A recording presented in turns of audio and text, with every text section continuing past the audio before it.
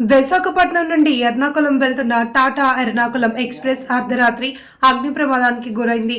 ఈ దుర్ఘటనలో ఓ వృద్ధుడు సజీవ దహనం కాగా వందలాది మంది ప్రయాణికులు ప్రాణభయంతో వణికిపోయారు.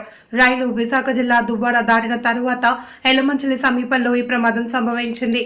రైలు వేగాన్ని అందుకుంటున్న క్రమంలో నర్సింగపల్లి వద్ద B1 AC బోగి బ్రేకులు పట్టేయడంతో ఘర్షణ జరిగి నిప్పురవ్వలు ఎగిసిపడ్డాయి. క్షణాల్లో మంటలు పక్కనే ఉన్న M2 బోగికి కూడా వ్యాపించాయి. వెంటనే అప్రమత్తమైన లోకో పైలట్లు ఎలమంచిలి స్టేషన్లో రైళ్లు నిలిపివేసే లోపే ఆ బోగీలు పూర్తిగా దగ్ధమయ్యాయి.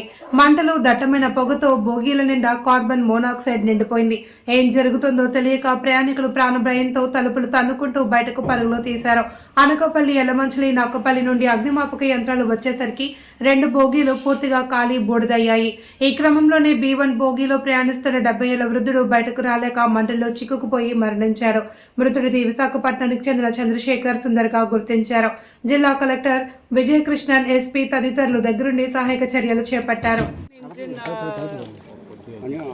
అలర్ట్ చేయడం వల్ల లోకో పైలట్ మన స్టేషన్స్ మాస్టర్స్ అది నోటీస్ చేయడం, అక్కడ నుంచి స్మోక్ రావడం, ప్రయాణికుల్ని సేఫ్గా వాళ్ళు ఎవాక్యుయేట్ చేశారు. 143 మెంబర్స్, మొత్తం 2 కోచ్. దాంట్లో పుష్ అండ్ పుల్లో ఒక 75 year old person, native of Vijayawada, unfortunately చనిపోయడం జరిగింది. సో వాళ్ళ డాక్టర్కి కూడా ఇన్ఫర్మేషన్ ఇచ్చాము. డాక్టర్ కూడా స్టేషన్కి వచ్చి ఉన్నారు.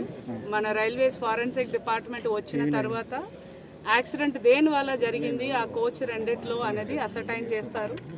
దీని లోపల మనం స్ట్రాండ్ అయిన ప్యాసింజర్స్ అందరికీ కావాల్సిన మిల్క్, బ్రెడ్, బిస్కెట్స్, వాటర్ అన్నీ అందించడం జరిగింది డిస్ట్రిక్ట్ అడ్మినిస్ట్రేషన్ తరఫున. వాళ్ళ ఆ 2 కోచ్ మాత్రం ఇక్కడే ఉంచేసి మిగిలిన కోచ్ అన్నిట్లో కనెక్ట్ చేసి వాళ్ళు టాటా నగర్కి ఇప్పుడే, ఎర్నాకుళంకి ఇప్పుడే బయలుదేరారు. ప్యాసింజర్స్ అందరితో కూడా మాట్లాడడం జరిగింది, అష్యూరెన్స్ ఇవ్వడం కూడా జరిగింది. లోకో పైలట్తో కూడా మాట్లాడాను. He is saying that it is an purely an accident. దేని వల్ల జరిగింది అన్నది రైల్వేస్ ఫారెన్సిక్ డిపార్ట్మెంట్ చెప్పిన తర్వాతనే